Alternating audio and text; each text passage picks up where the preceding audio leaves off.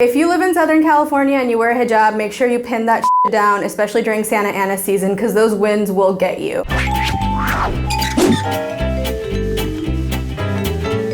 So one day in college, my friend was in the kitchen and she was cooking something. I was in the shower, just bathing away, and all I know is the next thing that happens is, get out! Everything's on fire! I think she forgot to turn off the stove. Kitchen was on fire, the roof was on fire, and all I had on was nothing. But I had to rush out because the fire department was already at the scene, and I put on a towel, no hijab, and just rushed out. I'm outside then, trying to just put on any layer of clothing that my friends managed to bring outside the house. As people are talking to us, all I have is a bunch of firemen coming up to me saying, "Are you guys okay? Are you okay, ma'am?" And I'm like, "Yeah, I'm totally fine, but please, just don't look at me. I'm naked." For all of you who think that we shower with these things on, no, we don't shower with our hijabs on, because I would have been ready for that moment.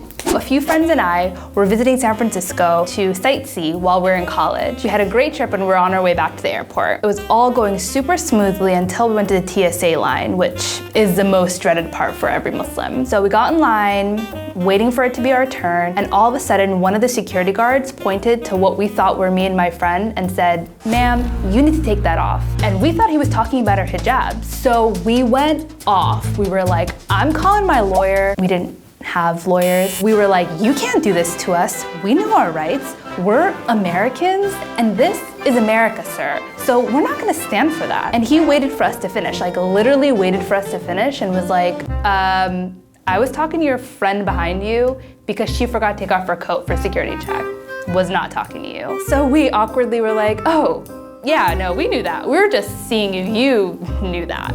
Bye." We basically just wasted 15 minutes of this guy's life preaching about equal rights and freedom of religion for basically no reason. I guess the moral of the story is, if you're gonna pick a fight with a TSA agent, just maybe look behind you first. So I grew up in Southern California and we have really strong winds every year called the Santa Anas. These winds come and they just blow everything away. And one day in 8th grade, I was just minding my own business at school and the Santa Anas hit. This strong gust of wind, it felt like a tornado. It came and was just blowing everything in the air. There was leaves and dirt. Before I could even register what happened, the wind came and just attacked me and my scarf flew completely off my head and I just watched it fly away all the way across the quad. I chased it down for maybe 100 feet and grabbed it really quick. I was like, "Oh my God, this is crazy. Everybody's gonna see me." And I just wrapped it around and I looked up and everybody had just run away and they were shielding their eyes because there was so much debris in the air, so no one even saw, but it was the most mortifying 45 seconds of my life. In the moment, what seems like something that's just so tragic and embarrassing, in the grand scheme of things, it's not that big of a deal and no one cares. My story starts a couple months after I started wearing my hijab. I was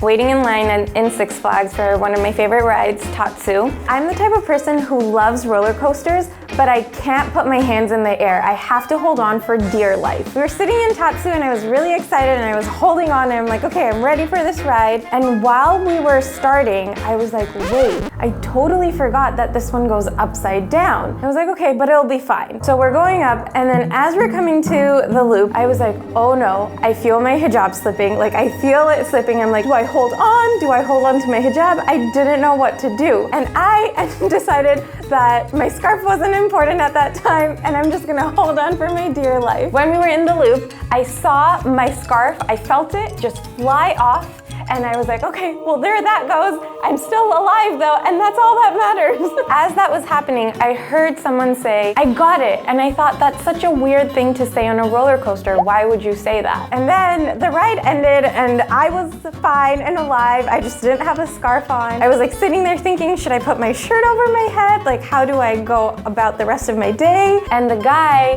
who was behind me yells again, "I got it." And I turned around and I'm like, what are you talking about? I saw my scarf in his hand. He caught my hijab mid-air on a roller coaster. Who does that? That was so sweet and kind of him, and I could finally have something to wear for the rest of the day. The moral of my story is, if it comes between saving my life or my hijab, I'm gonna save my life.